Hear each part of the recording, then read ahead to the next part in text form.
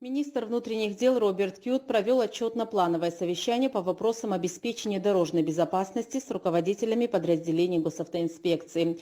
Доложил о ситуации на дорогах республики за прошедшие праздничные дни начальник УГАИ Валентин Трапш.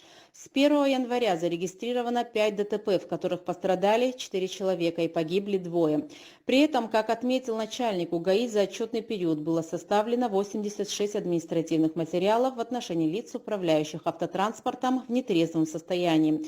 С отчетами о результатах деятельности за 15 дней наступившего 2024 года выступили начальники отделов ГАИ территориальных органов внутренних дел.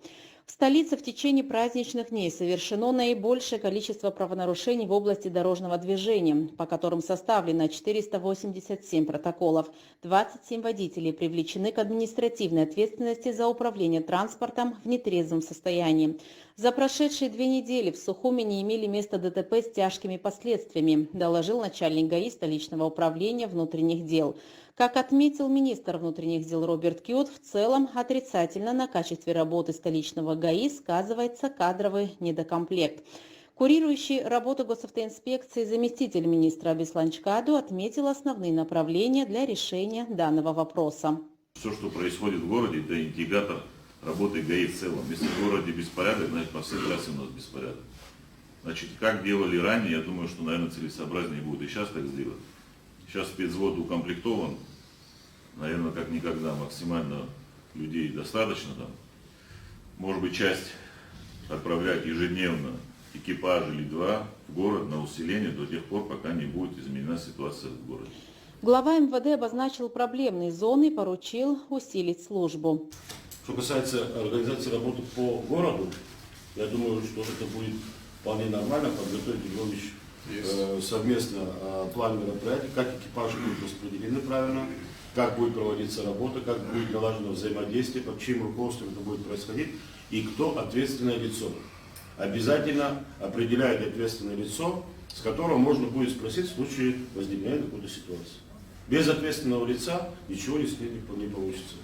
Так что подумайте, как лучше организовать с учетом имеющихся сил. Вот район и Сухум должны в унисон работать вместе. Им будет на помощь приходить спецслужбы.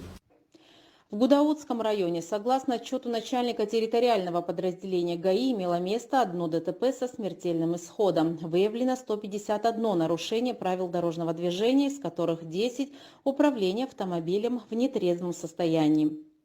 По Гудаутскому району ситуацию нужно в корне менять. Как это сделать, я хотел бы услышать ваши конкретные предложения. Мы неоднократно говорили по Ацинскому повороту. Проводили по этому поводу совещание с нашими дорожниками. До сих пор никаких решений там не принято. После нашего совещания сколько ДТП там произошло? 2. Вот. Это что, не результат? Надо принимать какое-то решение.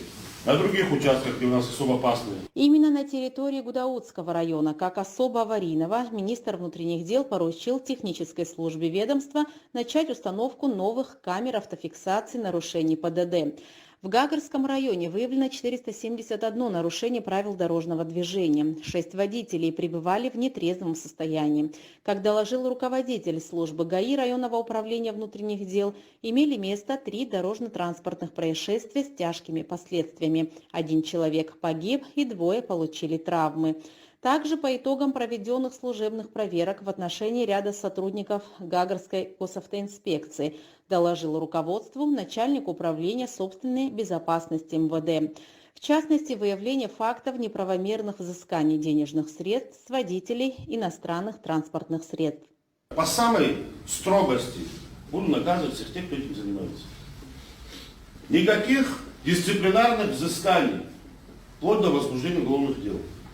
Если вы не подчиняетесь своему руководству или отказываетесь выполнять приказы, то так и скажите, что мы не готовы выполнять ваши приказы.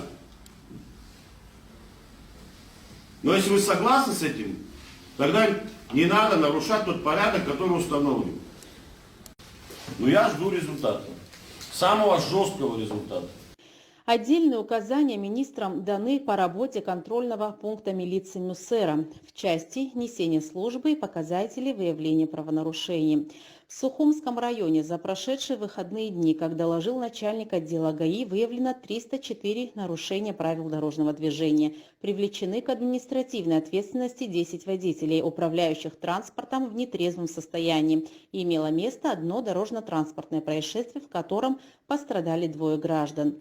В восточной части республики, согласно отчетам руководителей подразделений территориальных отделов ГАИ, дорожных происшествий с тяжкими последствиями не зафиксировано.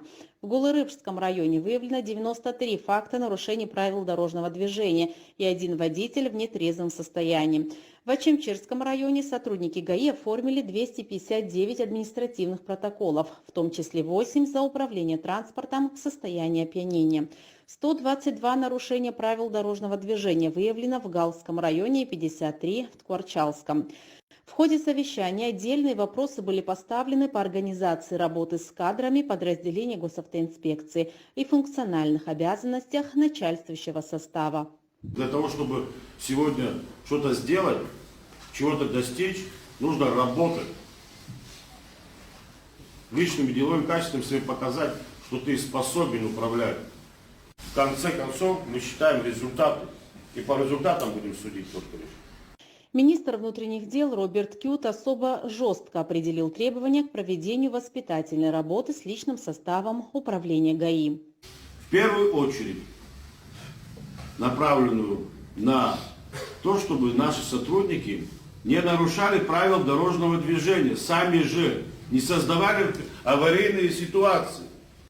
Если хотя бы раз я услышу о том, что в том участке было совершено нарушение правил дорожного движения со стороны какого-либо экипажа, этот экипаж будет наказан полностью, вместе с водителем и всех, кто там будут присутствовать.